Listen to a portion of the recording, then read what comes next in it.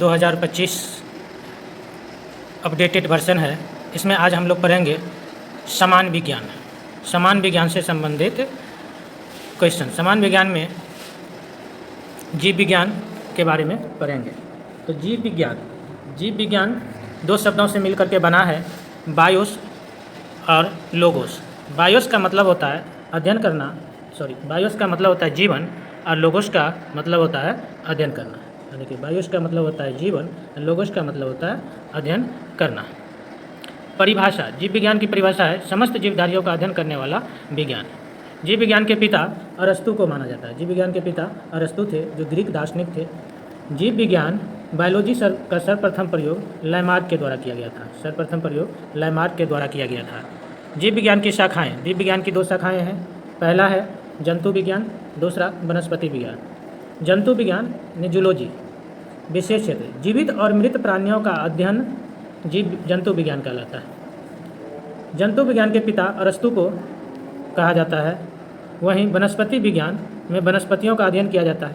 वनस्पति पिता father of botany Theophrastus को माना जाता है, जो एक ग्रीक दार्शनिक या ग्रीक के निवासी थे। ठीक है। जैव विकास संबंधी प्रमुख सिद्धांत में आज हम लोग पढ़ेंगे डार्विनवाद, लैमार्कवाद, उत्परिवर्तनवाद। तो डार्विनवाद में क्या है, देखिए आप लोग। डार्विनवाद, एक मिनट, थोड़ा सा डार्विनवाद में जैव विकास संबंधी प्रमुख सिद्धांत डार्विनवाद में है कि जनक चार्ल्स डार्विन ब्रिटिश जैव विकासवाद और वैज्ञानिक थे। इनका सिद्धांत था प्राकृतिक वर्णवाद, theory of nature selection. Darwin द्वारा लिखे गए पुस्तक है प्राकृतिक चुनाव द्वारा जातियों की उत्पत्ति, वर्ष 1859 में, on the origin of species bye means of natural selection. Darwin के सिद्धांत है जीवों में प्रचुर संतानोत्पत्ति, ओवर प्रोडक्शन की क्षमता होती है। जीवन संघर्ष, स्ट्रगल फॉर एक्जिस्टेंस होता है। भिन्नताएं और इनकी वंशागति, वेरिएशन एंड देयर इनहेरिटेंस, योग्यता की उत्तरजीविता, सर्वाइकल ऑफ द फिटेस्ट या प्राकृतिक चयन। लैमार्क ने इनके जनक हैं फ्रांसीसी वैज्ञानिक जॉन बैप्टिस्टे डी लैमार्क। सिद्धांत है उपार्जित लक्षणों की वंशागति का सिद्धांत। इनके द्वारा लिखा गया पुस्तक है फिलॉसफी जूलॉजिक, वर्ष 1809 में लिखा गया था। उदाहरण के तौर पर जिराफ की गर्दन का लंबा होना और सांप के पैर का गायब हो जाना, ये लैमार्कवाद में आता है। उत्परिवर्तन का सिद्धांत किसने दिया था? तो ह्यूगो डू ब्रिज, जो न्यूजीलैंड के निवासी थे। इनका सिद्धांत है उत्परिवर्तन यानी म्यूटेशन थ्योरी। प्रयोग प्रस्तुत सांद्य प्रिमरोज आइनोथेरा लैमार्कियन। कारण गुणसूत्र तथा जीन की संख्या अथवा संरचना में परिवर्तन करना।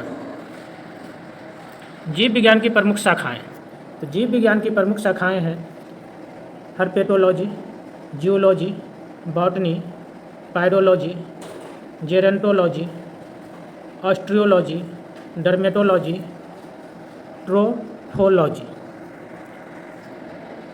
हर्पेटोलॉजी में हम लोग अध्ययन करते हैं उभयचर सरीसृप का अध्ययन करते हैं। जूलॉजी में जंतुओं का अध्ययन, बॉटनी में पादपों का अध्ययन, पैडोलॉजी में मृदा का अध्ययन, जेरेंटोलॉजी में मनुष्य की वृद्धावस्था संबंधी अध्ययन, ऑस्टियोलॉजी में अस्थियों का अध्ययन, डर्मेटोलॉजी में त्वचा का अध्ययन, और ट्रोफोलॉजी में पोषण विधियों का अध्ययन करते हैं।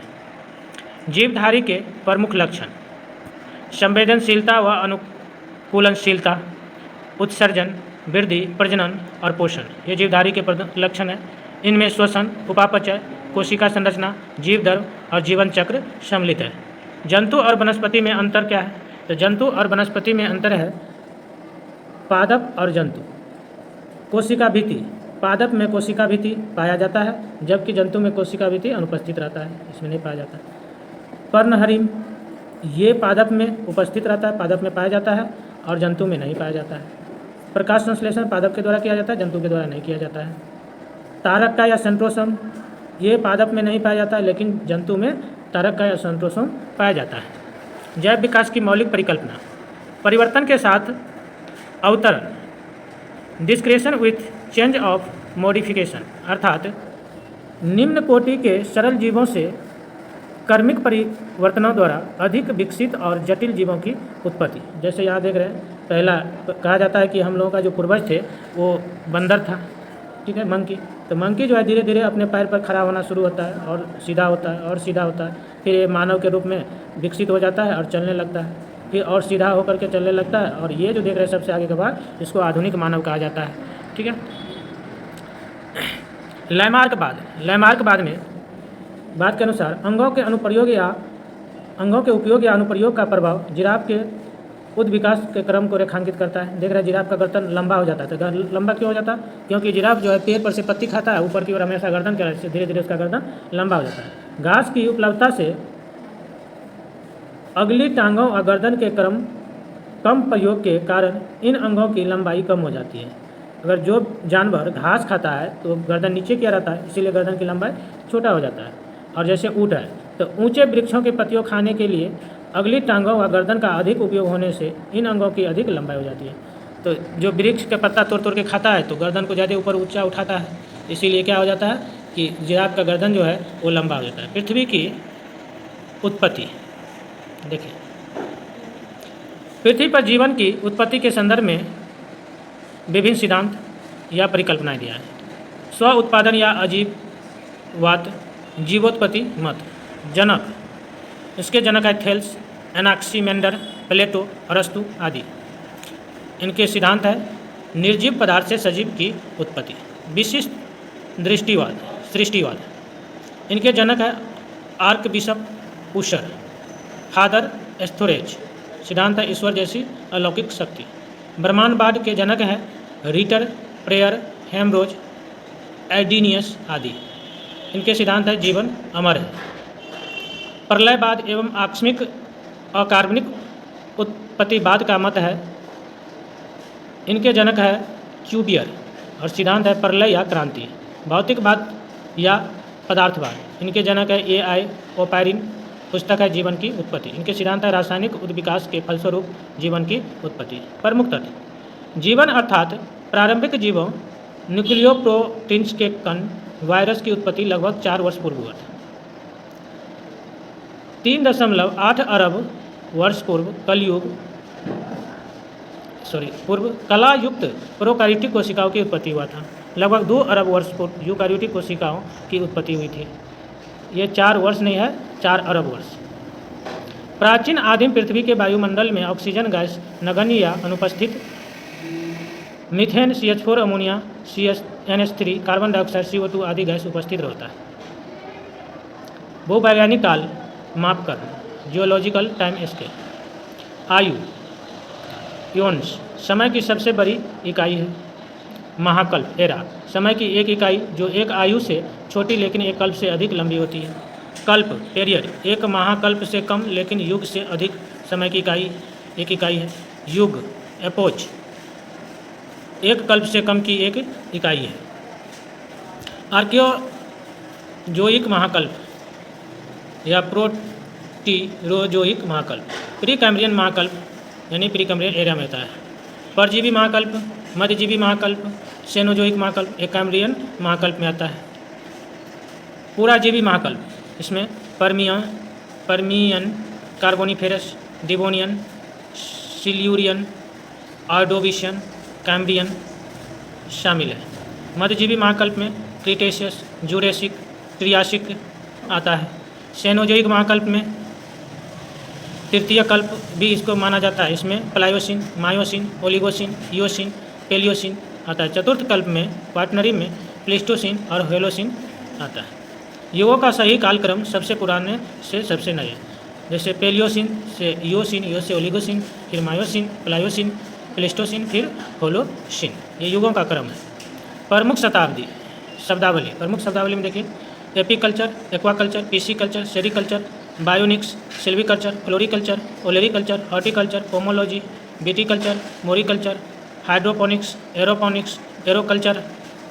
संबंधित उत्पाद है जैसे मधुमक्खी पालन, जलीय जीवों, जंतु एवं वनस्पति का संवर्धन, मत्स्य पालन, रेशम पालन, जैविक जगत में होने वाले कार्य, गुण व पद्धति का अध्ययन, वन संवर्धन, फूलों की खेती या पुष्प कृषि, सब्जियों की कृषि, फलों सब्जियों एवं मसालों की कृषि, हॉर्टिकल्चर, पोमोलॉजी, फलों की खेती, विटीकल्चर, अंगूर की खेती, मोरिकल्चर, शहतूत खेती, हाइड्रोपोनिक्स, एरोपोनिक्स, मृदा बिन पादप संवर्धन। इसको फिर से एक बार देख लीजिए। एपीकल्चर, मधुमक्खी पालन, एक्वाकल्चर, जलीय जीवों, जंतु व वनस्पति का संवर्धन, पिसीकल्चर, मत्स्य पालन, सेरीकल्चर, रेशम पालन, बायोनिक्स, जैविक जगत में होने वाले कार्य, गुण व पद्धति का अध्ययन, सिल्वीकल्चर, वन संवर्धन, फ्लोरिकल्चर, फूलों की खेती या पुष्प कृषि, ओलेरीकल्चर, सब्जियों की कृषि, हॉर्टिकल्चर, फलों सब्जियों एवं मसालों की कृषि, पोमोलॉजी, फलों की कृषि, विटीकल्चर, अंगूरों की खेती, मोरिकल्चर, शहतूत खेती, हाइड्रोपोनिक्स, एरोपोनिक्स या एरोकल्चर, मृदाविहीन पादप संवर्धन।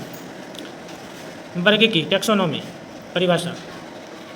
जीव विज्ञान की वह शाखा जिसके अंतर्गत जीवों को उनकी समानताओं एवं असमानताओं के आधार पर छोटे छोटे समूहों में बांटा जाता है, वर्गीकी कहलाता है।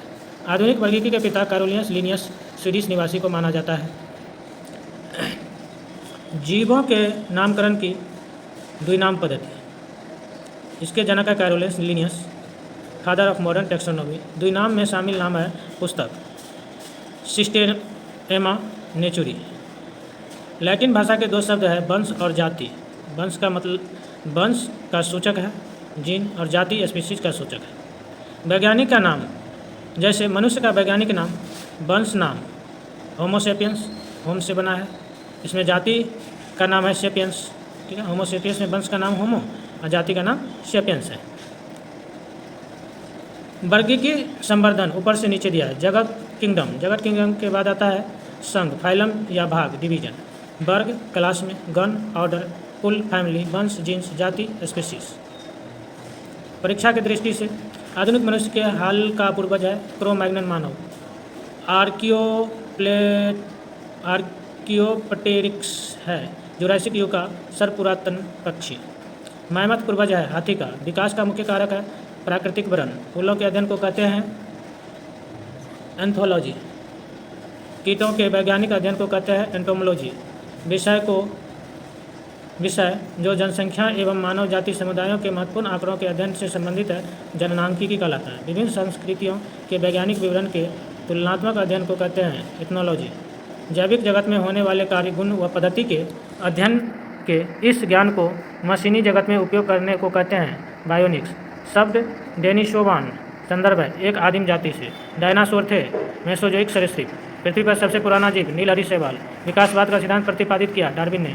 मछलियों का युग डिवोनियन कल्प।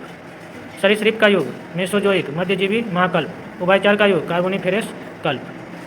नोट, कैरोलस लिनियस द्वारा वर्गीकरण 2 जगत में, जंतु जगत और पादप जगत। युगलिना को जंतु और पादप के बीच की कड़ी माना जाता है, अतः युगलिना को किस जगत में शामिल किया जाए, इस समस्या के समाधान हेतु विकेटर वर्ष 1969 का वर्गीकरण आया। विकेटर का वर्गीकरण 5 जगत में है। जंतु जगत सभी बहुकोषीय जीव जंतु, पादप जगत सभी बहुकोषीय जीव पौधे, प्रोटिस्टा जगत, युगलिना व जलीय जंतु शामिल, मोनेरा जगत, जीवाणु व साइनोबैक्टीरिया आदि, कवक जगत, यीस्ट व मशरूम आदि शामिल है। 5 जगत, 5 किंगडम। एक कोशिकीय यूकैरियोटिक जीव, केंद्रक विकसित, उदाहरण शैवाल एवं प्रोटोजोआ। सभी एक कोशिकीय प्रोकैरियोटिक जीव केंद्रक अविकसित है, उदाहरण माइकोप्लाज्मा, जीवाणु, आर्कियोबैक्टीरिया, साइनोबैक्टीरिया, मोनेरा, प्रोटिस्टा, कवक, पादप जंतु। कवक संवहन उत्तक रहित थाइलोफाइट्स, अधिकांशतः बहुकोशिकीय यूकैरियोटिक जीव केंद्रक विकसित, उदाहरण यीस्ट और मशरूम। पादप स्वपोषी पर्णहरित युक्त संवहन उत्तक रहित थाइलोफाइट, शैवाल, ब्रायोफाइटा, टेरिडोफाइटा, अनावृत बीजी व आवृत बीजी, केंद्रक विकसित। बहुकोशिकीय यूकैरियोटिक जीव, प्रकाश संश्लेषण उत्पादक जीव पौधे। बहुकोशिकीय परपोषी यूकैरियोटिक सभी उपभोक्ता जीव जंतु, केंद्रक विकसित, कोशिकीय अकोशिकीय। मोनेरा, अब हम लोग नेक्स्ट क्लास में मोनेरा के बारे में पढ़ेंगे। तब तक के लिए क्लास को हम यहीं स्टॉप कर देते हैं, ठीक है। चलिए।